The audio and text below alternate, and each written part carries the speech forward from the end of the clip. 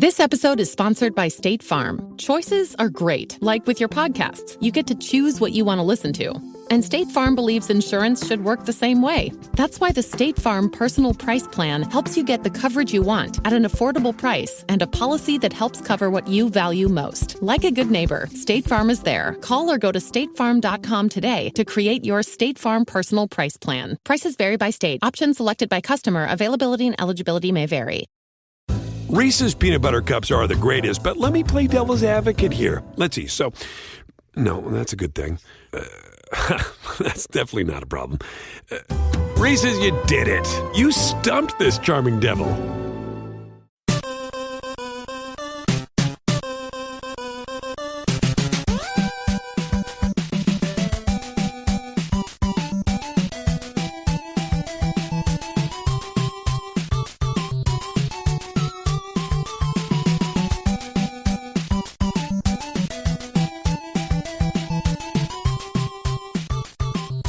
Welcome to the family here on Purple Mafia. I'm your host, Paladino Joey, or Joey Awajan. Purple Mafia is available on thesportstuff.com, iTunes, Stitcher, and Double Twist. Well, we're back here once again. Want to wish all of you a happy Thanksgiving. Unfortunately, the Vikings were not prepared to wish us a happy Thanksgiving today. That's right. We did lose in Detroit. Another very close game, another very winnable game. But another loss. You just chalk another loss on the board. The Vikings are now 6-5. Detroit is 7-4. They have swept the Minnesota Vikings. They have a one-game lead on the division and the tiebreaker. So the chances of the Vikings winning the division, well, they're not completely gone, but we're getting there. Very, very close. It's just, this year we're going to look back at it as what could have been. I mean, if Adrian stayed healthy, if linemen stayed healthy, if the Vikings drafted offensive linemen like the last couple of years, maybe one or two of them was better than what we had, and if there weren't just countless injuries, as you chalk up two more injuries to the offensive line today, might as well say it now rather than later.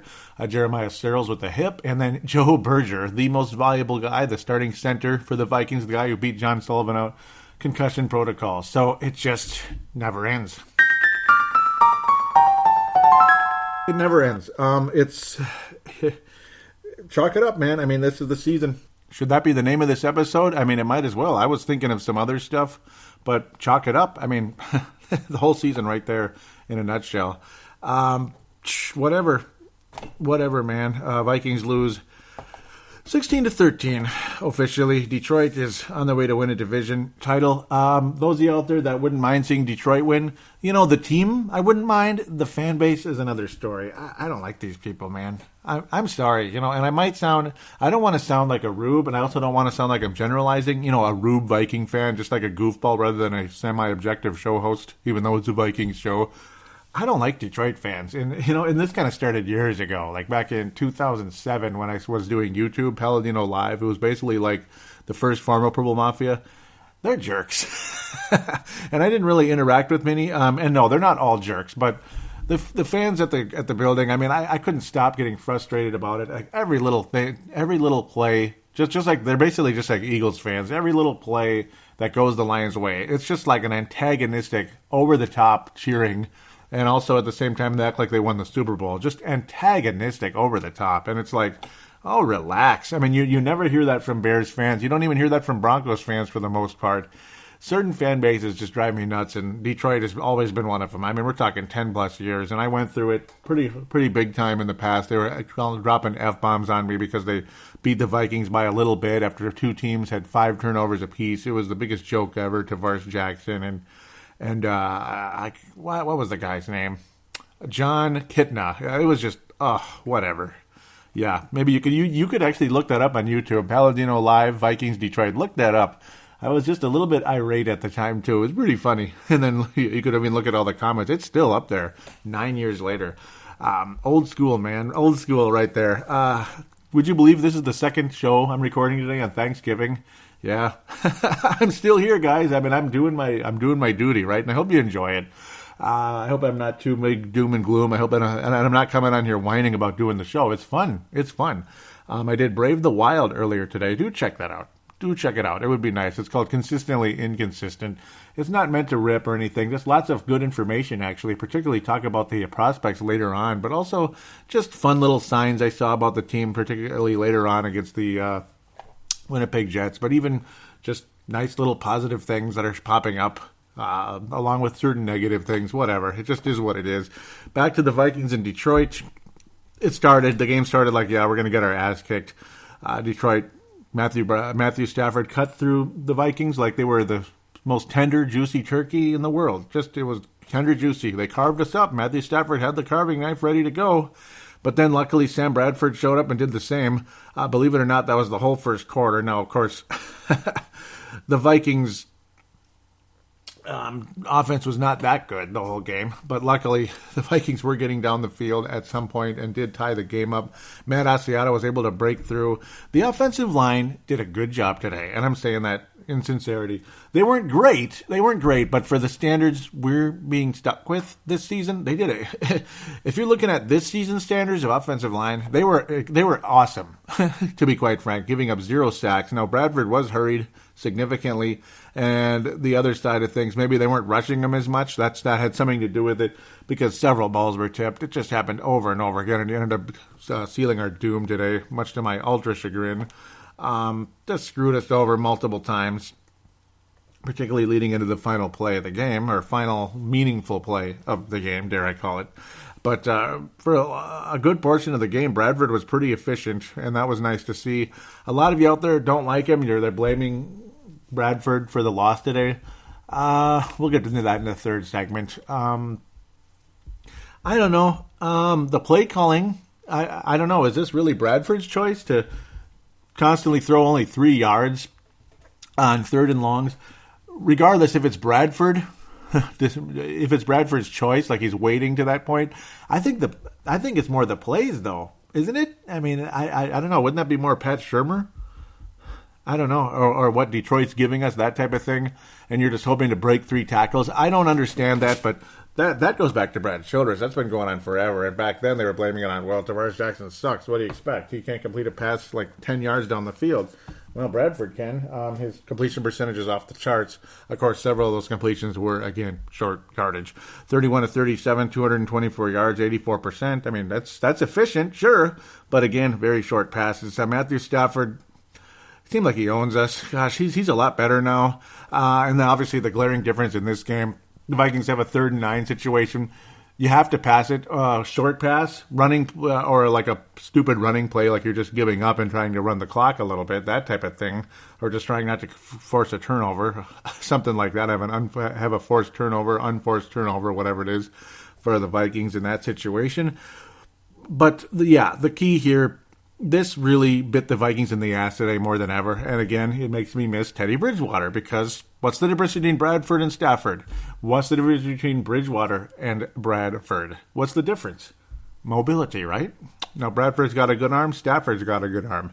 At this point, Stafford is like he's got the best of both worlds when it comes to Bridgewater and Bradford. I wouldn't say he's as accurate, but he goes deep more than Bradford. He's got a better offensive line. It helps. The offensive line isn't spectacular in Detroit, but it sure as hell is better than ours, so he has some opportunity to go down the field. His accuracy isn't as good as Bradford's, no. But again, he takes more chances than Bradford. That's the difference. Bradford's pretty conservative, to say the least, just like Teddy Bridgewater. It just is what it is. Stafford on 3-13 at one point in this game. Later on, looked like the Vikings were going to sink the Lions, and then Stafford just ran for 15 yards. I mean, you had linebackers in his range to take him out. Even if it's a 14-yard gain, it's still 4th down. And the Vikings could not get the job done, and it was unbelievably frustrating. Both defenses stopped the other team in a 4th and short today. So I'm glad the Vikings were able to pull that off. We only got a field goal out of it, and Detroit was able to pull it off as well in this game, and they got a field goal out of it. So not huge damage done on each play, other than, it's just nice that the defense did make a stand, and that's good. And Asiata was able to get a couple of short yardage plays, including the explosion in the red zone into the end zone. That was wonderful. It's really frustrating, though, when you're at like the 5-yard line, 1st and goal, and then you get called for holding, and the next thing you know, you're sacked or tackled for loss, and you're having to kick a field goal. It's disgusting. It's extremely frustrating. But at least Kai Forbath made the 2 field goals he attempted today. Neither one of them were long. He got a 30 and a 27, and of course he made his extra point. So great.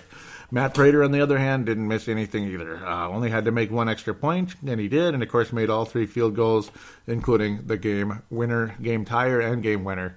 Extremely frustrating. Matt Prater, just nothing you can do. He's the best kicker in the NFL right now, I'd have to say.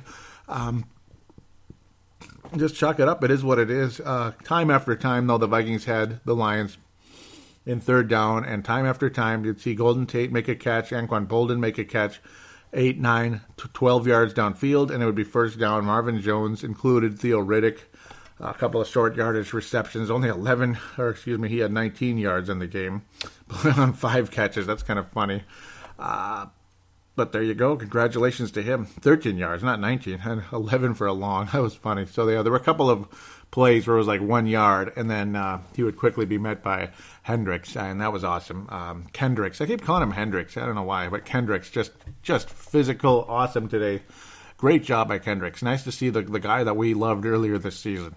The Vikings defense continues to get back to where it was, but it wasn't that great, and the offense wasn't clutch when it needed to be. The defense wasn't making quite the stops it needed to that it did earlier in the year. Again, still better than they had been against Detroit last time around. They were better. Better than they were against Washington, way better than they were against Chicago. That was like the weak point of the year. I thought they got carved up by Cutler. Cutler did the cutting in that one to be goofy, to make a goofy pun there. But the defense is getting better and better again, and that's good to see. But again, not clutch in those third and long situations. The Vikings always struggle against mobile quarterbacks. And this has been going on since I've been watching the Vikings, since 92. It's unbelievably frustrating when it's 3rd and 7, 3rd and 10, 3rd and 15, and Aaron Rodgers, Matthew Stafford, Randall Cunningham, Michael Vick, you could go on forever, go out there and run for a first down. It is unbelievably frustrating. You have linebackers in range, but they don't get to him in time, and it's unbelievable to see that happen. You'd think they'd at least stop it maybe 10, 11 yards, and then it would still be 4th down. But it just never seems to happen, and it drives me absolutely nuts. And I'm sure everyone listening knows exactly what I'm talking about. You were throwing bricks at the TV.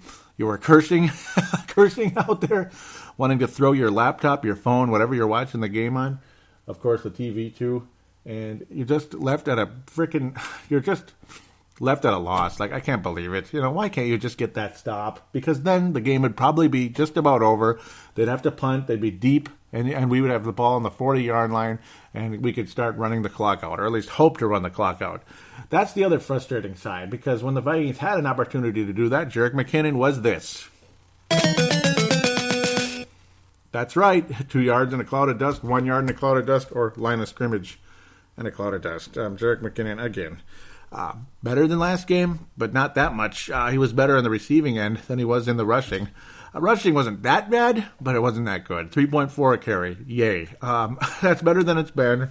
You saw some nice trick plays. Cordero Patterson could have had a friend Tarkenton today, if not for a stupid penalty that ended up killing the Vikings in the 4th quarter. Just a stupid illegal formation play by Cordero Patterson.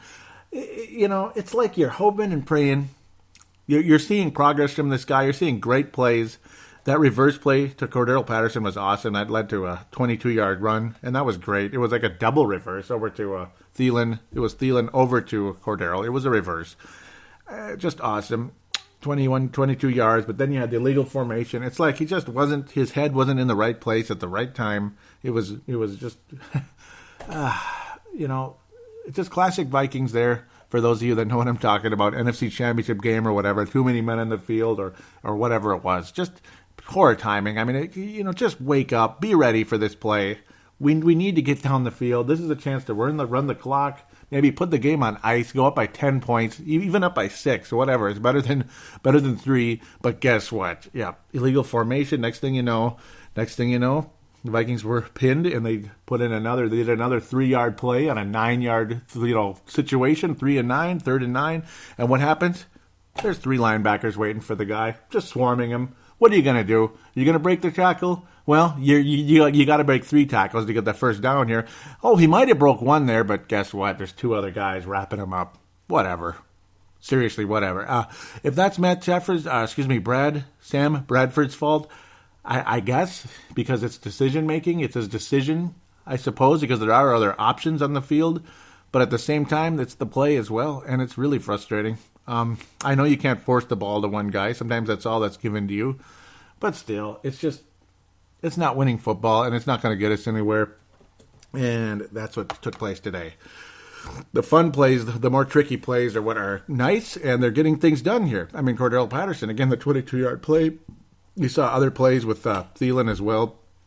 Down the field, some semi-trick plays. They were great. They were helpful, and we appreciate it. You saw Zach Line also get a key first down on a 3rd and short. That was very helpful. Only one play to him in the whole game, only one handoff, but it was big. You even saw Rhett Ellison. You saw the Rhett Ellison card broken out today. That was nice. It was helpful. He was targeted twice in the game, but there was a 21-yard play very early in the game to set up one of the scores, and it was very, very helpful indeed. Again, McKinnon valuable. Thielen catches a lot of plays along the way. He dropped one that I couldn't believe. I mean, that was very uncharacteristic of Thielen. Dropped one. Luckily, he dropped it though. They thought it was a fumble. It was not a fumble.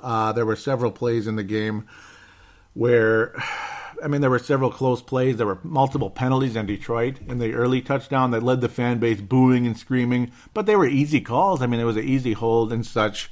Easy penalties that ended up costing Detroit. And you know what? Whatever. Go ahead and boo your head off. It is what it is. And again, that's what the Vikings capitalized on it.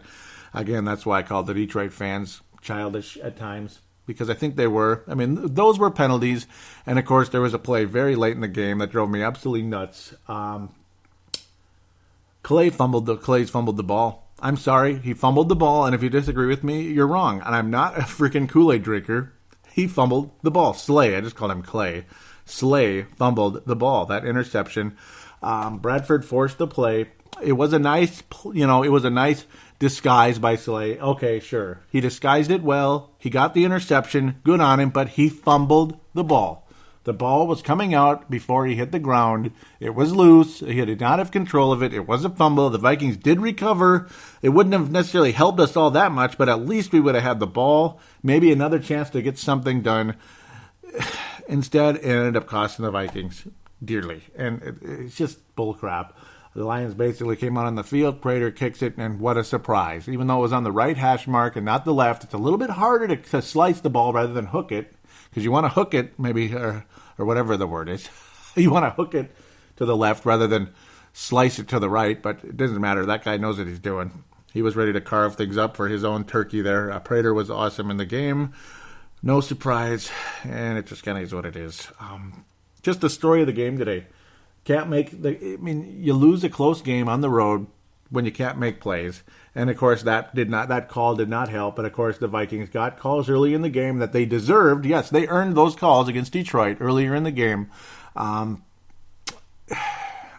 don't know. It's just fate, I guess. The interception should have never happened. How about that? Don't force a play when there's no play there. Don't force it. Read the defense a little better. That would have been nice. I understand. I'm not the starting quarterback of the Vikings. I might not have seen it coming either. But it's frustrating. And a lot of people are blaming him for this loss. I'm not going to give him the MVP award for the game or anything, but I don't think he's the Christian Ponder Memorial. Not really. I don't even know where to go with that one. You could almost give it to him, but I don't know. Even Trey Waynes beat badly, looks like crap, and then he makes a spectacular stop in the end zone. So I don't know. It's going to be kind of a tough choice. Maybe Bradford will get it. I don't know. Nah, I know who I'm giving it to. Just multiple penalties killed us. And I don't know. Didn't make plays when you needed him to. Never really saw him make a great play in the game. We'll get to him in a second. Of course, Terrence Newman was out today. That did not help. No, it didn't.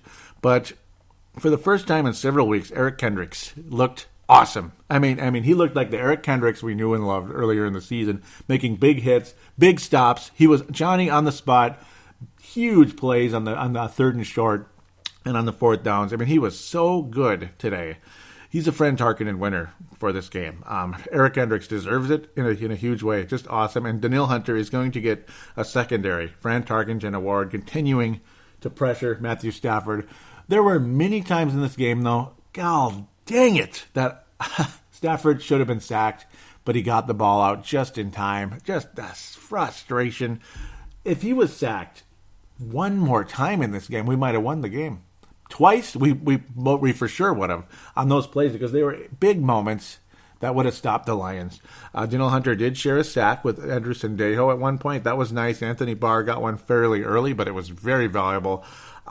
Kendricks is going to get the official. Fran Tarkenton and Daniil Hunter is going to get a secondary one for this game, like a little bit lesser of one.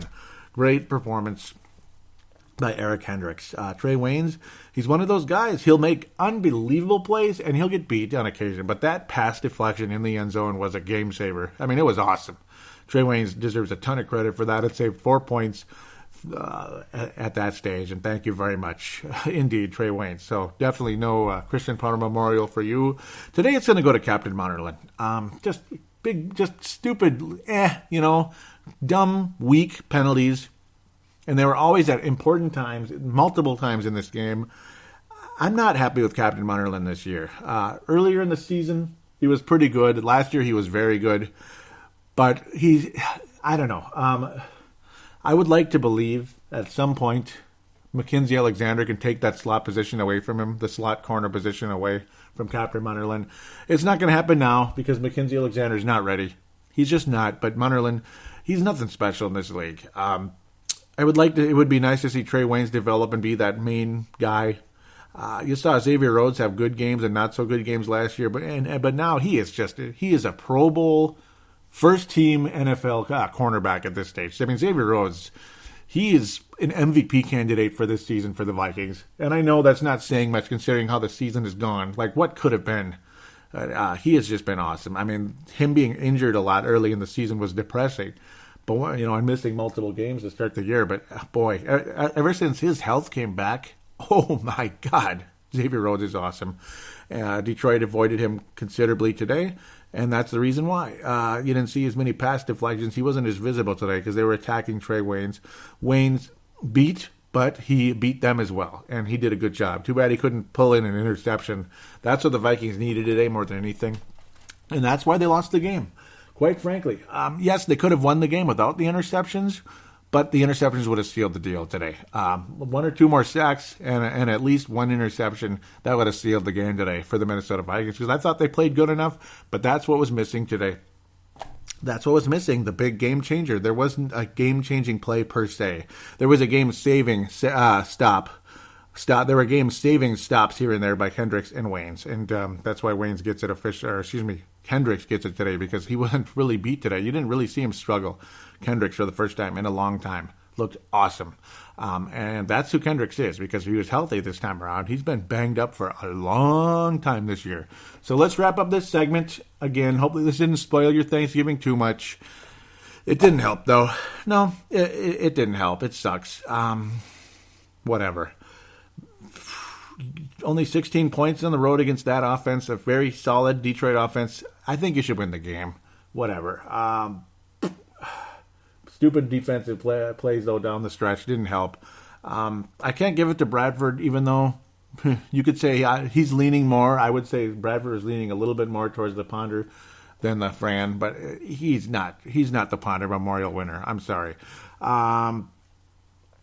And Cordero Patterson had some good plays in the game. Unfortunately, no kickoff returns really happened in this one. He got 120-yarder, no Marcus Sherrills. That didn't help either. He had no punt return at all in this game.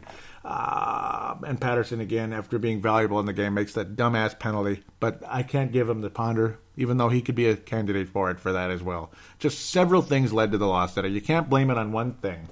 You can't blame it on just Bradford. You can't blame it on just Munnerlyn. You can't blame it on just Cordero Patterson in this game. It's all of them. They all made mistakes at key points, and here we are today, 6-5, and barely alive. We'll be back right after this. I should have just ended the segment with that, but we'll be back right after this, and the George stories will return. I apologize for not having it last week.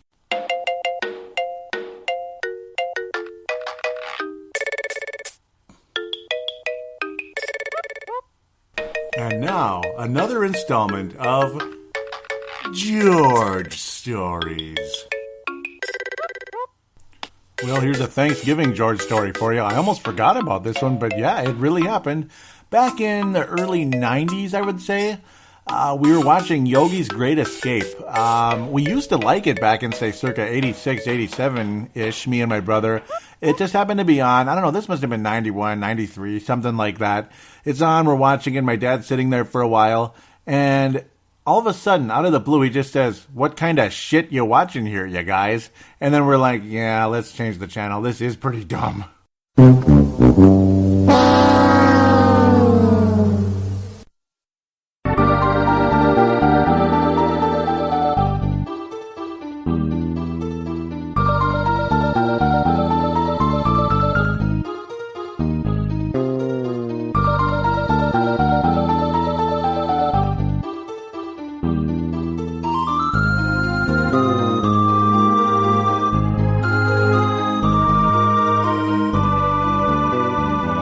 We are back here on Purple Mafia, second segment. Going to probably be significantly shorter this time around. I could make it super short and be lazy, but I'm not going to quite do that because, well, you know, the only other NFL roundup is next week's opponent that involves the next week's opponent, and that's the Dallas Cowboys. But I'm going to screw around for a second just to look at the matchups. You know, what the hell? You got Indianapolis and Pittsburgh about to start. Pittsburgh better win that one, so I'll be lazy about that anyway. Pittsburgh better win that one. But then again, I suppose the winner of that game will kind of get back in the playoff hunt or keep themselves in the playoff hunt. Giants at Cleveland. Well, gosh, the Giants are still, they're going to be very much in there, very much in the playoff picture. No doubt about it there. No doubt about it. They're going to be hanging around. Arizona at Atlanta. Must win for the Arizona Cardinals. I don't like the chances. It's the Birds versus the Birds there. Dirty Birds will probably beat the Red Birds, probably. And I like Arizona, and I'm rooting for Bruce Arians as well. He's been having some health issues, and we'll talk about that again in segment number 3 coming up. Jacksonville and Buffalo. Well, Buffalo going to keep themselves in the playoff picture. New Orleans and Los Angeles. Yuck and yuck. Yuck and yuck. You know, Greg Williams has been involved with both of those teams, and I believe Greg Williams still involved with the Rams. Gosh, I won't say that. I was going to say something mean, but I wish they would. I hope they play to a 0-0 tie. We'll just leave that. It says right there. Houston and San Diego, another chance for Houston to keep locking up their division and moving onward. They lost a key game, though, to the Oakland Raiders. The winner of that game was going to claim pretty much sole possession of that number 2 bye in the AFC, and it's the Raiders. Surprise, surprise. Like, I was kind of picking that the Raiders and the Patriots, there's a very good chance those two could match up in the AFC title game, and that the chances of that are getting stronger and stronger and stronger and stronger. Miami, San Francisco. Miami's going to stay right there in that playoff picture, I think. Baltimore, it's not a Brown Bowl. Baltimore and Cincinnati. I think Baltimore is going to continue that one. Continue to seal the fate for Mr. Mr. Lewis there in Sherman. I don't know. I keep saying it wrong. Over there in Cincinnati, Marvin Lewis. I keep calling him Sherman. Yeah, Marvin Lewis. I was like, yeah. Okay, Seattle, Tampa Bay. Yuck. Go Buccaneers there. Oh, screw Seattle.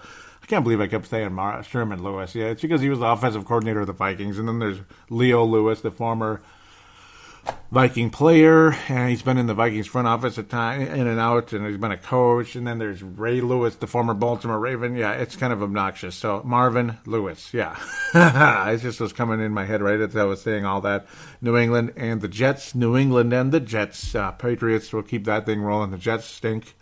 Carolina and Oakland, well, the Raiders are going to keep rolling there. It's a home game too. That ain't going to hurt.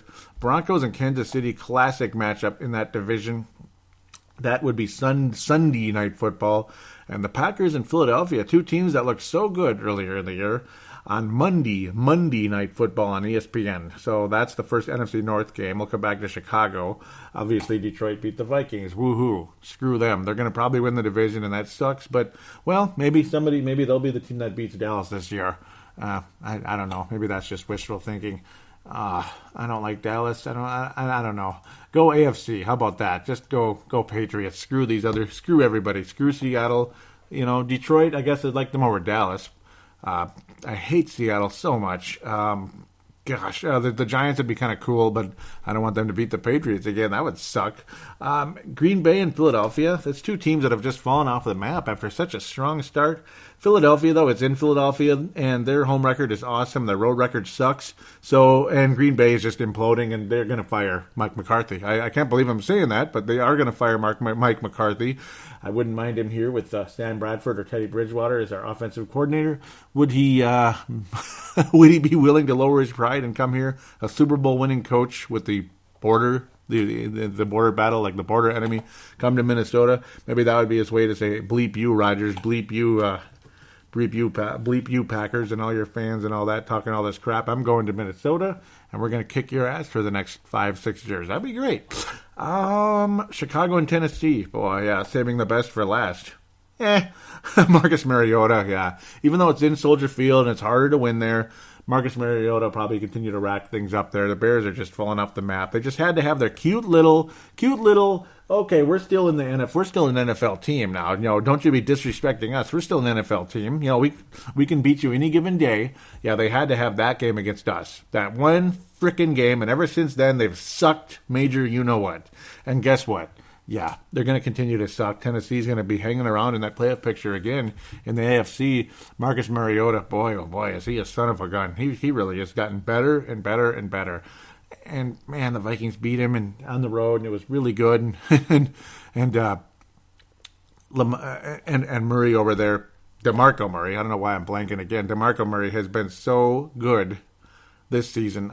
He is one of the leading rushers in the NFL. Fantastic on the season, along with Dallas Elliott. Oh, buddy, I just can't wait to play the Cowboys next week. Boy, that's got W written all over it, baby. But no, Tennessee is going to beat the Chicago Bears. That's just more than likely will happen. There'll probably be some surprises here.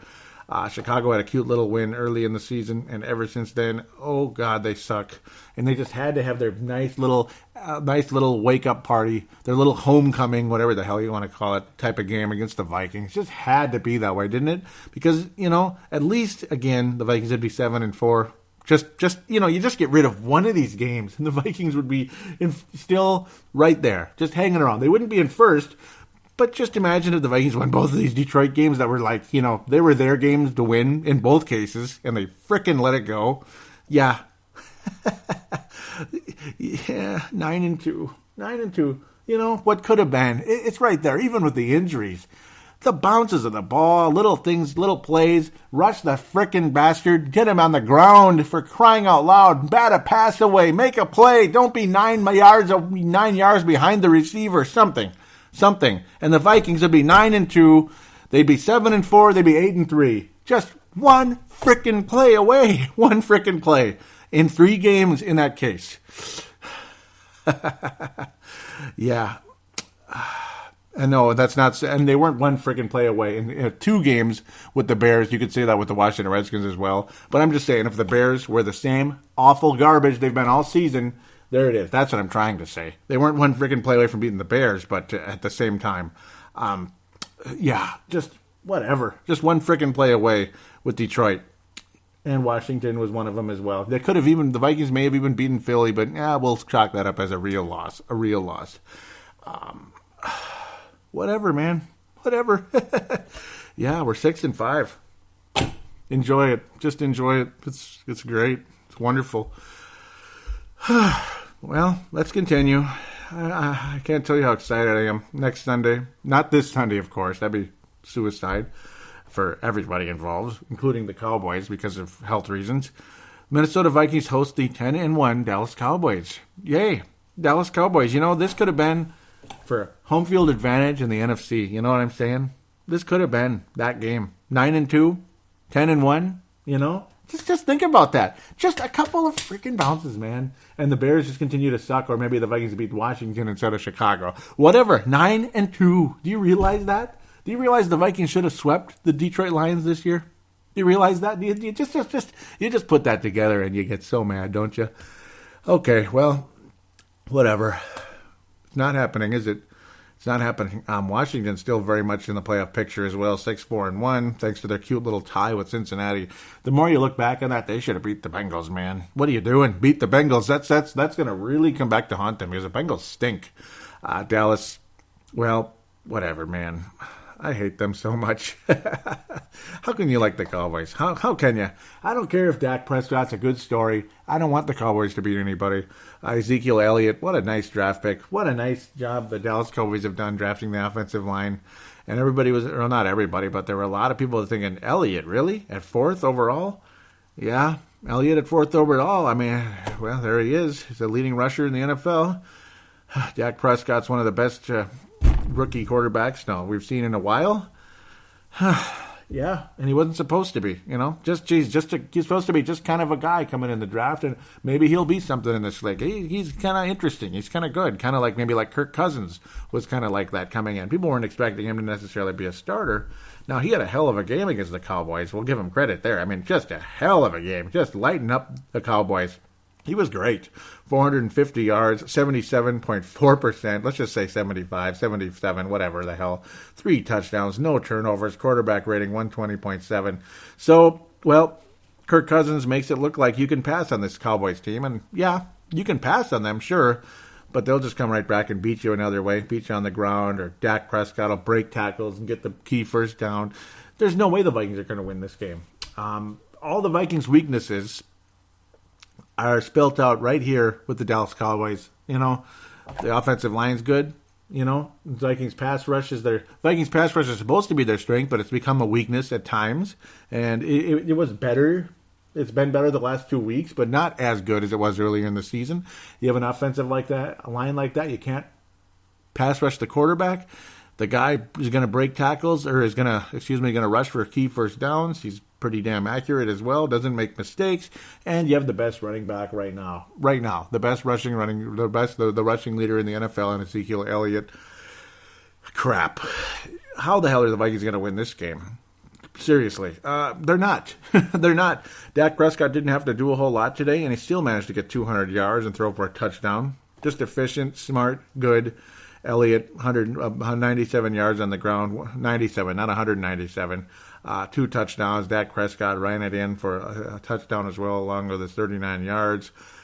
There's no way in hell the Vikings are going to win this game. So watch them win. I'm picking the Vikings to win 41-0. Vikings are going to crush the Cowboys. They're going to shock the world. No. I think the Vikings will put up a fight against the Cowboys.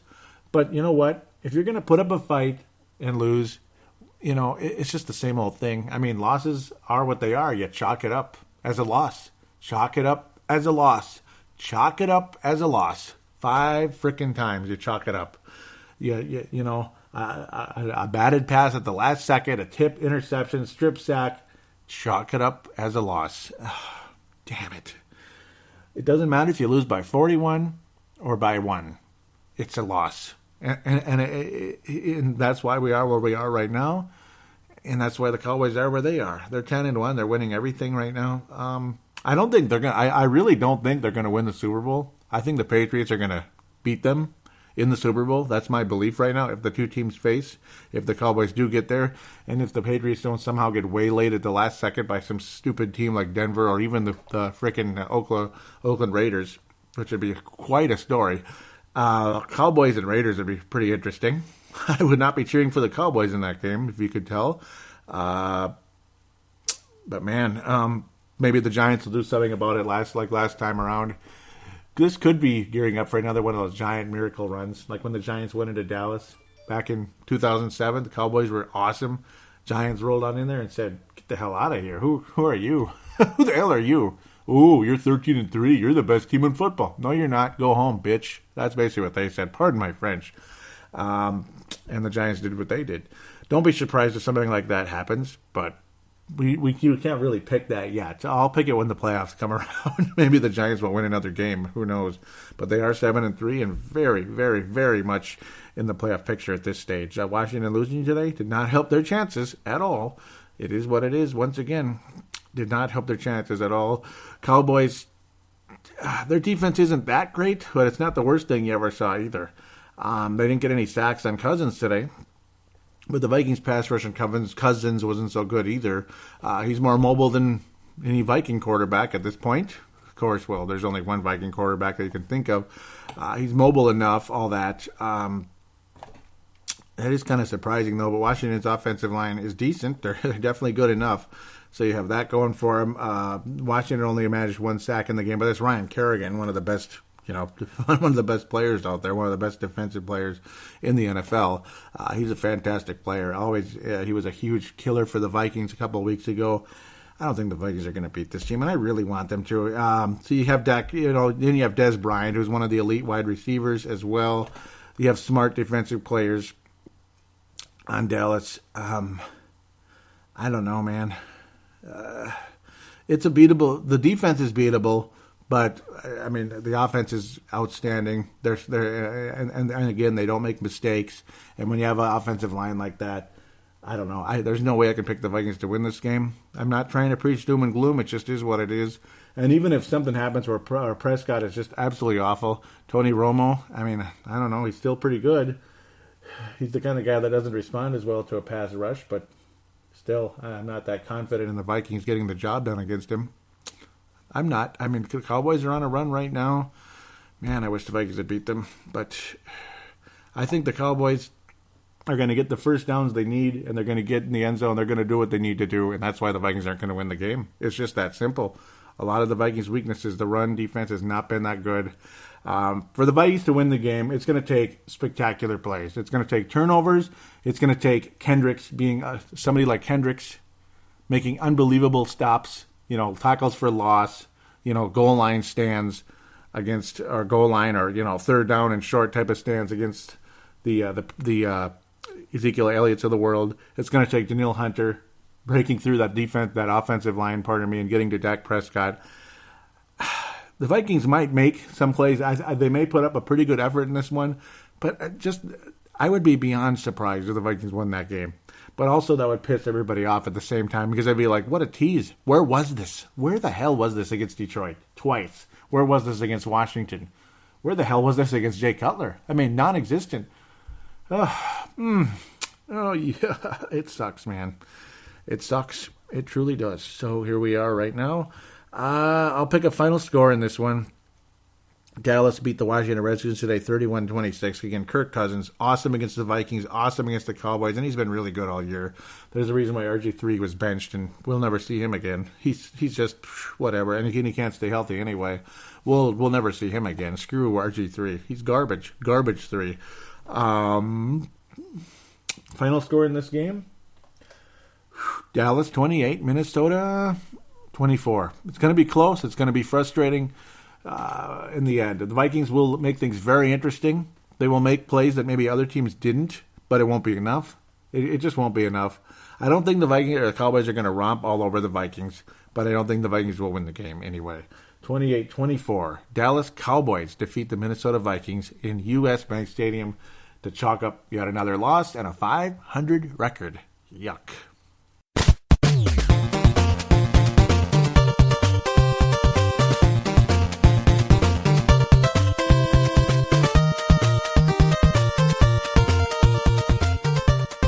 Hello, we're back here for segment number 3, fan interaction segment. Let's hop to it pretty quick here. First of all, we'll give a quick shout out to MN Vikings Haven on Facebook. Trevor Wickerin is the creator of that page. Very nice developing page there on Facebook. Do go there, give it a follow, give it a like, whatever they call it.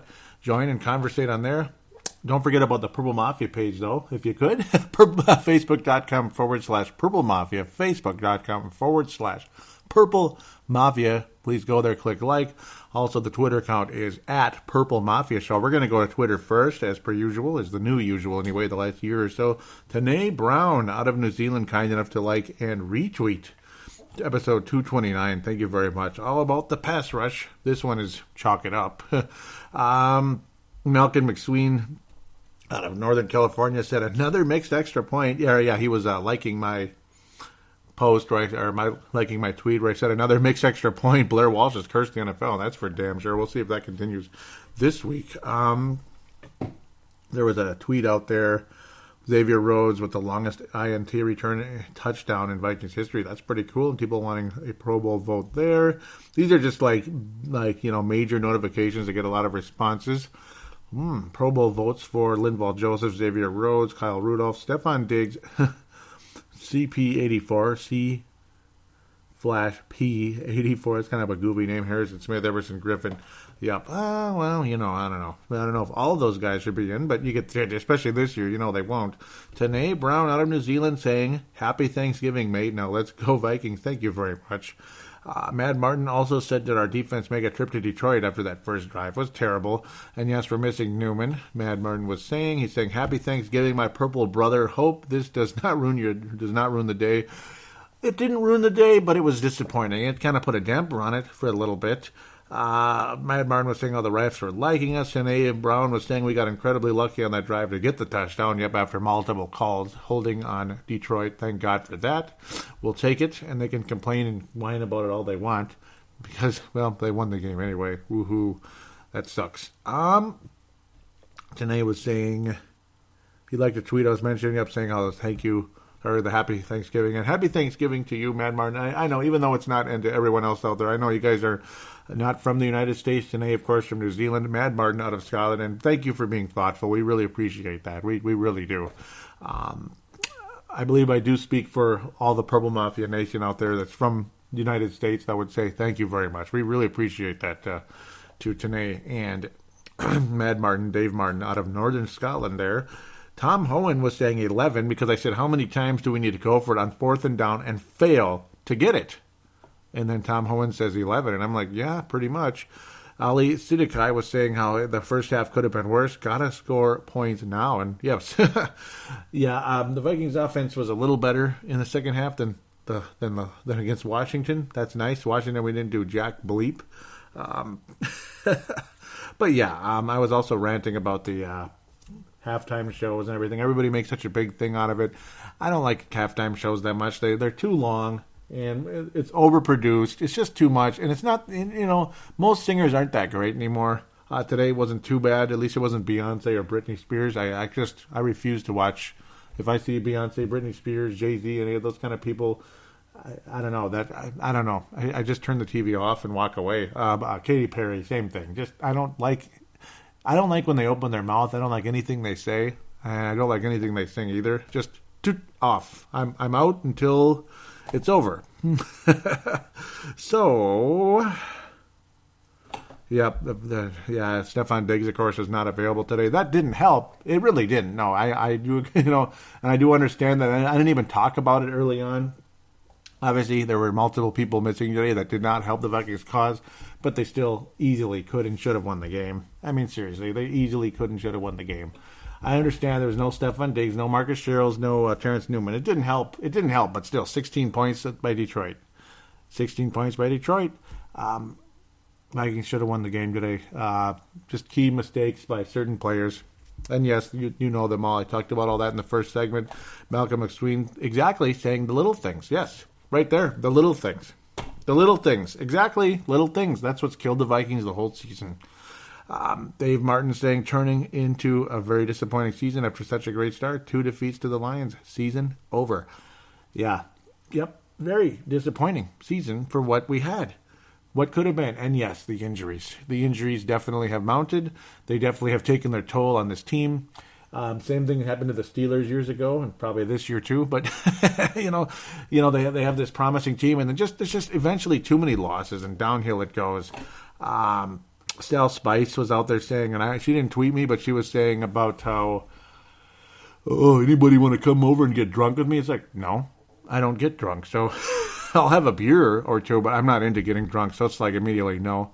I don't really see why that's cool or funny. I don't know. Call me a dork, call me whatever I am. I don't find it interesting or fun. This is a good tweet right here. I retweeted somebody else, AJ Mansour, that's who he is, from KFAN, and Nerig Bastonian says, retweeted it was holidays to be ruined by the Vikings. Halloween, check. Thanksgiving, check. And then there's boxes next to Christmas Eve and New Year's, still up and coming. Well, I'm not too optimistic either, AJ Mansour. He doesn't know me or anything, but maybe he will someday. I wish, man, I wish. Before I start the Facebook page, I should mention there is a call-in line, so you can get on here, have your voice with mine. on the show. It's 209-736-7877, 209-736-7877. It is a voicemail. Do treat it as such. Mention you're calling in to Purple Mafia. It would be, and you could do your statement, shout out, question, comment. Keep it to about a minute, 2 maximum, but 1 regularly, that type of thing. For those of you not in the United States, there's multiple options to get in just as easily. And one of them is to hit the call now button on the Facebook page. It goes directly through the Facebook Messenger to the same voicemail on Skype. So there you go. Boom. You won't have to talk to anybody. Just treat it as a voicemail.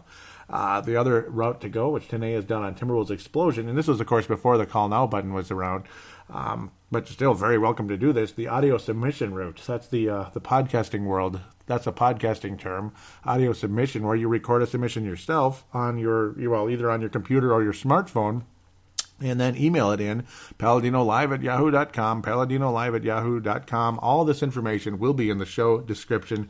I should get bumpers putting all this in again. That would probably be better. It was good. People liked it. I just never did it after all my data was not lost, but temporarily unavailable, and it's still temporarily unavailable. It's still down there. I'm still looking at it right now, but just never got around fixing this thing or having somebody else fix it for me. Just never got around it, damn it. So let's continue where we left off before hell freezes over. Mark Carlson was saying, looking forward to Monday morning now. And thank you. That's how we left off from the last show. Thank you for that. I'm glad that I can provide that for you. I wish there was positive news to talk about. Monday morning, they were talking about Bruce Arians being hospitalized with chest pains. And he was texting Honey Badger that he's all right. So that's good. Sebastian was like, question mark, Sebastian Barton. He was saying, oofda, best of luck. And then Gerald String from Nebraska says he's a class act. My thoughts and prayers are going out to him and his family. And yes, God bless. Bruce Arians, really glad to hear that he's doing better. Hopefully. He had issues. It was chest pain and it was related to digestive issues. Strange. I just, I don't know. I forgot what the condition was. I had it in my head and it's gone now. And I didn't write it down, but if it comes back, I'll mention it. Xavier Rhodes was named the NFC Defensive Player of the Week. Definitely an appropriate Fran Tarkenton Award winner. And Xavier Rhodes has MVP written all over the 2016 Minnesota Vikings. It's all over him right now. He's got the Fran Award just about sealed up for the season. But we'll see. We'll see if things change. Daniel Hunter is a candidate, too, though, as far as I'm concerned. That guy's a game changer. Felix DePel was saying it is Tarkenton, isn't it? Yeah, because it came out wrong. And that's okay that Felix said that out of Germany. And he said, that made my day. Yeah, he's loving it. It was a voice text. It just came out as Tarkington rather than Tarkenton, if you know what I mean. It was coming out Tarkington. Great, Joey. Great. Thanks for not checking, Joey, right? Yep, that's on me right there, and I apologize. It's been fixed, so haha, you can't see it anymore. You can't make fun of me now. Vikings versus Lions and Turkey Day in thread, in-game thread. I kind of bounce around. Brett McCarthy was liking the hit by Kendrick. Tony Coleman was saying Patterson lost the game with that illegal formation. Christian Ponder Memorial. He was a candidate, and I don't blame you there. That was terrible. It was a momentum killer, and he was a deserving candidate. He really was. But I ended up giving it to Captain Munnerlyn. But it's almost like you could give a to Patterson. It's just he made such spectacular plays that helped the Vikings earlier in the game, I guess, where I was a little bit leery on doing it. Todd Vandermeer out of Indiana says the Viking season is now finished. And that's true. I think so. Brett McCarthy was saying over, and then he says, can't run the ball. Yep, that's the thing. Run the ball. You might have been able to burn the clock, and the Vikings couldn't get it done. He says, can't run the ball, no time for big pass plays. The rest of the season will be long and tough to watch. Spielman and Zimmer better be looking for an offensive line in the draft and free agents next year. In the draft for sure, free agents hopefully. It seems like the free agents we've been signing aren't getting it done. Yeah, they addressed the offensive line in free agency, and Andre Smith was not good at all. Bad work ethic, and then he got hurt. Bad health, just out for the season. Big shocker. Matt Khalil, well, that's old news now. We're going to have to get him back. Alex Boone has not been nearly as advertised. People thought he was so good, but a lot of people also in San Francisco were not that convinced he was that good either. Alex Boone, not been good either. Nothing like we hoped. Draft high, draft them often, and get it right. Damn it, just get it right. Please get it right. This team could be good for many years still if you can get this offensive line patched up. Luckily, a lot of the star players in this team are extremely young. Get the offensive linemen in here now, because the window closes quicker than it opens. Gotta tell you that. Robert, Skull Viking Fisk says, farking, bleeping, Vikings, choked again in the last minute. WTF, 54 years of disappointment, a lifetime to go. Cubs curse has moved to Minnesota. It's 54 years. Yep, that's basically half of the Cubs curse, Robert, and I agree. I agree with you. Brett McCarthy and Robert should be star candidates for this one at this stage. They'll at least be candidates. We'll see where things go here as we head into the post game officially here. I always like to dig in because I know there's some post game people on there. They start posting early, and then they start posting early in there, and then if I don't back up, I'll miss it, and it's very worthwhile to the show. So I was posting, God, I hate Detroit, and then Trey Buckles was saying Bradford is trash. How many times in the third or more? How many times in third and more? That means more than three. That being, did he throw past the sticks? And it was like never. No, I do agree with that. I don't think that means Bradford's trash, but the play calling, the decision making, not so good. Trash? No, I wouldn't quite put him in Ponder Memorial or in Ponder territory. We've had a lot worse, Trey. I don't know. I don't like the lack of mobility, though. I think lack of mobility is not helping us at all, unless you have like one of the great offensive lines, because Troy Aikman wasn't mobile at all, but it didn't matter. I mean, Troy Aikman never got sacked. It used to drive me nuts because I hate Troy Aikman and the Cowboys. Hate him, and I hate Dak Prescott. I don't really hate Dak Prescott. I don't care for him. I hate the Cowboys as a franchise. Yankee says being a Viking fan is stressful. And yep, it continues that way, Yankee, doesn't it? Brett McCarthy says our offensive line is terrible, not all Sam's fault. And then him and Trey Buckles kind of back and forth there. Hopefully they don't hate each other too much. Kind of got going each other. There was not to take a shot downfield. What was he saying? He says mostly his. He had plenty of time on third downs, and he just dumped them off. Tony was saying these short passes into coverage on third and long were painful to watch. Well, they were. I hate it because you have to try to break three tackles. You're not going to break three tackles. It's just not going to happen, even against a really bad defense. Maybe 1 out of 5 times you might. Oh, goody. That's called gambling. I mean, woohoo. You don't even have a pair, 3 cards in, and somebody wants you to go all in. I don't know, man. I would fold in that case. You know what I'm saying? If you're playing Texas Hold'em or whatever.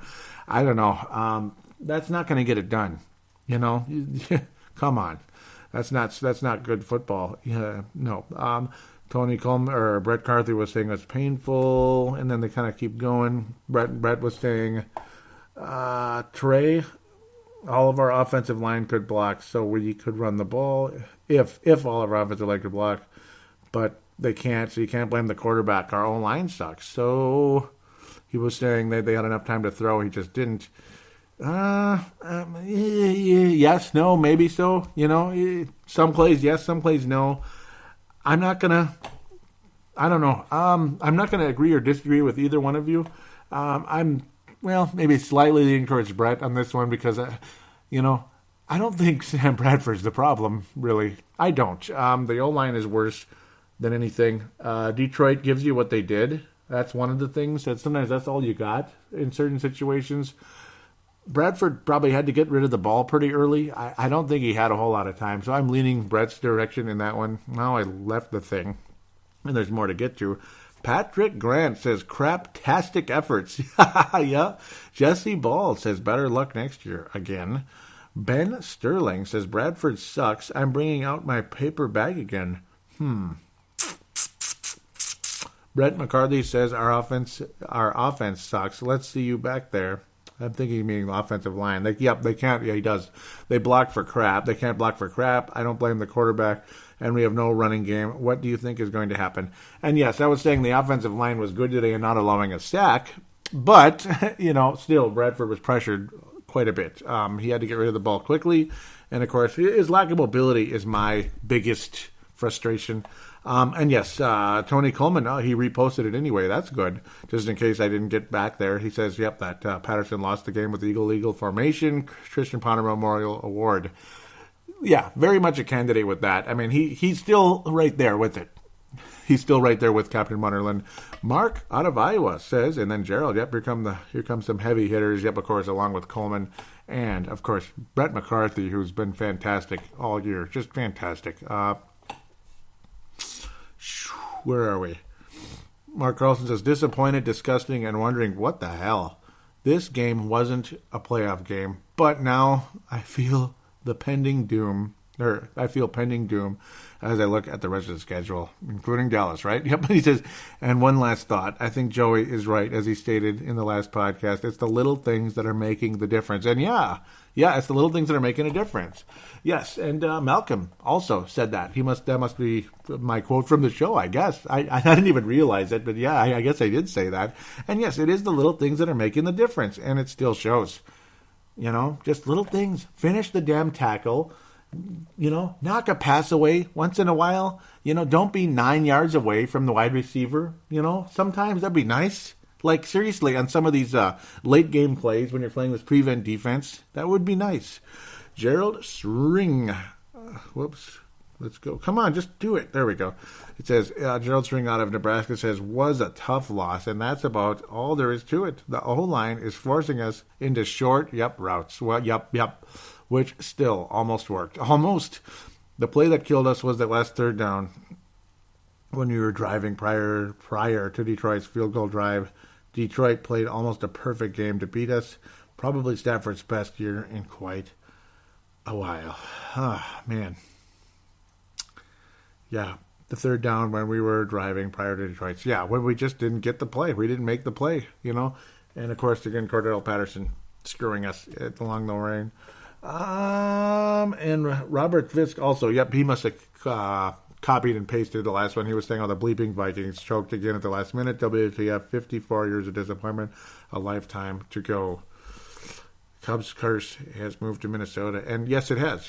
I think it has at this point. I can't disagree with that at all. So there it is. Let's look at visitor posts. Already at the hour mark. Wow. Monday. Come on, back up. Yeah, I already read that one. That was a very good post by Brent Jacobson last week. And Ollie was posting how the Vikings and 4-game losing streak beat the Cardinals. Yep, and thank you very much from Pro Football Spot. Do check out his work. And I love that he posts this on there. Helps keep the show going. I need to post more often during the week. But then again, I kind of did with Xavier Rhodes and Bruce Arians. So, I don't know. I've been getting a little better. Yep.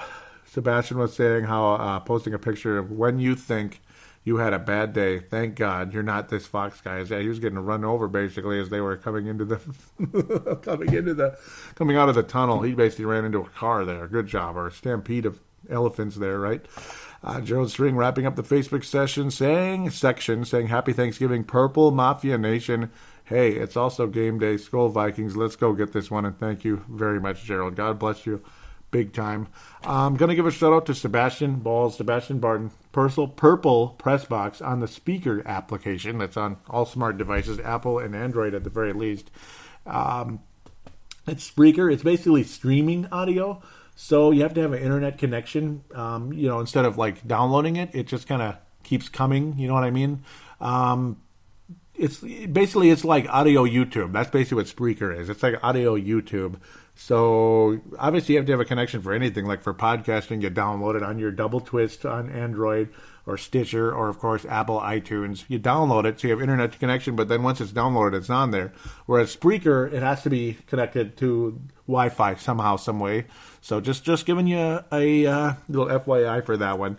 It's a really good show, lots of passion, and again, I'd love to have Sebastian back on Purple Mafia one of these days, maybe for the playoffs at some point. I also like to have Dylan Richardson back on for the playoffs. That's the guy who's the ultimate playoff guy. Me and him conversating, so much fun. Last year, it's like I didn't even talk to him about it, and I'm mad at myself. It was later on, and then he was too busy by that point, so maybe I can nab him at some point here as we're heading into December and Christmas season. Let's pass out the stars before I forget.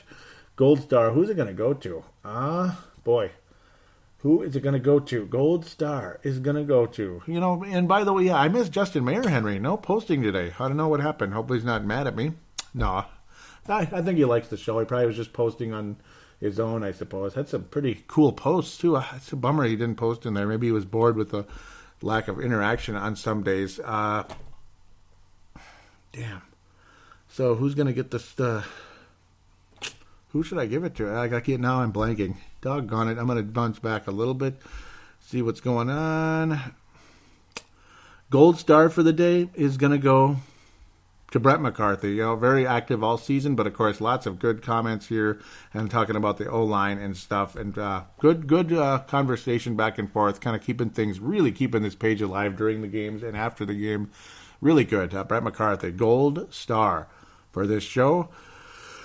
Silver Star. Who else should I give it to? Well. Silver Star. It's like I have it and then it bounces away. Silver Star for this one is going to go to... It's going to go to Mark Carlson. He'll get the Silver Star for this one, and the bronze will go to Tony Coleman and Robert Skull Viking Fisk.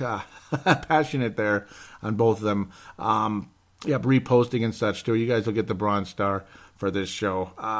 Gerald String too. I'm going to give 3 bronze stars today. It's crazy. Gerald String, very awesome comment in there as well. Mark Carlson, very deserving of a silver star. Gerald, thank you so much for the Thanksgiving wishes, and Dave and Tanae. All of you guys deserve stars, and you know it, but I can't pass them out every week. It's just one of those type of things. All of you guys deserve stars. Mark always deserves a star. Tony does. Brett does. All you guys. Appreciate the passion from Robert Skull Viking Fisk. I can't even imagine how frustrated he is. I hope he's a listener. If you are, mention it if you could. Mention it on the Facebook page if you could, Robert. That would be appreciated. Gerald, obviously, every week, that guy could be, a star, So it's just one of those things. I can't give it to the same people every week.